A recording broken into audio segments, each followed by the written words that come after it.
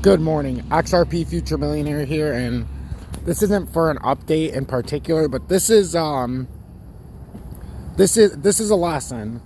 So the main lesson or the main rule that you need to understand in trading is you have to take emotion out of trading. So what I mean by that is until you take your emotion out of trading, and when you're looking at this screen, if it's not just numbers, you have a problem. You have to be an emotionless trader. You have to get to a point to where it's just numbers on the screen. Once it becomes just numbers on the screen, you can actually trade the market. So when we're looking at this right now, if you're feeling anything other than 53 cents for XRP, you're using emotion. When I'm looking at this right now, it's purely, okay, what's going on, Tom? Well, what we're looking at is in the 4-hour time frame, we're trying to come up to the 20-day. We have crashing volume. There's only 2 hours and 41 minutes left in this candle, which means we're getting closer to halfway point in this candle, but the volume is still maintaining real low. We have crashing volume on the candlesticks. So now we have to ask ourselves, can we have come up above the 20-day? So right on a piece of paper, 54,677 for XRP. You're an emotionless trader, remember that. You're looking at the numbers. So from a pure number standpoint, can we get past 54,677? If so, we can make a little run, possibly. We're going to need volume with it because right now we're going to end up self-destructing here at the 20-day because we don't have enough volume.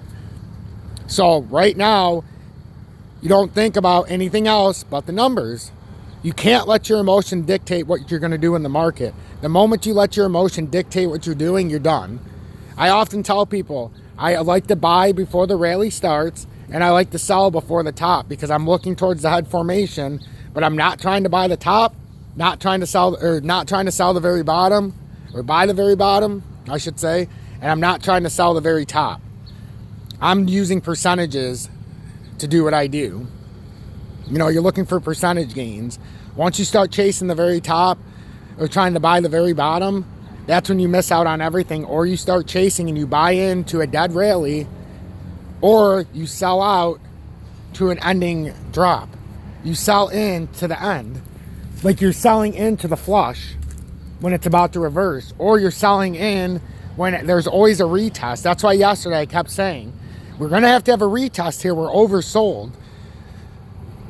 And I said when we didn't have the daily close on XRP, I told everybody the perfect spot to buy. If we don't close under the day's low, you buy.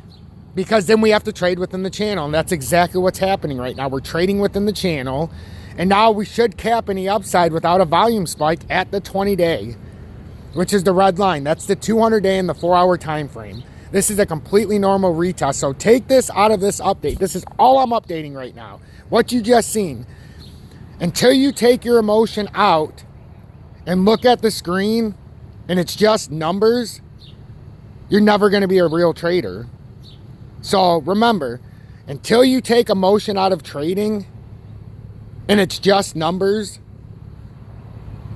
your emotions are going to dictate every move. You need to let the moves be dictated by the pattern. Right now, sit back, hang tight. The 20-day, we'll see what happens. The first real chance to buy, if you didn't buy when it hit the downtrending support line in this falling channel, because like I said yesterday, we're within a falling channel, and until it breaks the channel, we're in a channel. I feel like we're going to bust it, but right now we're in it. So you watch the 4-hour time frame in the 20-day, and until we get on top of that, you won't buy back into the market. If we show support on that red line on the 20-day, then you can buy it and try to ride it up to the top of this falling channel, which would be about 58 cents. XRP Future Millionaire. Don't take this lightly.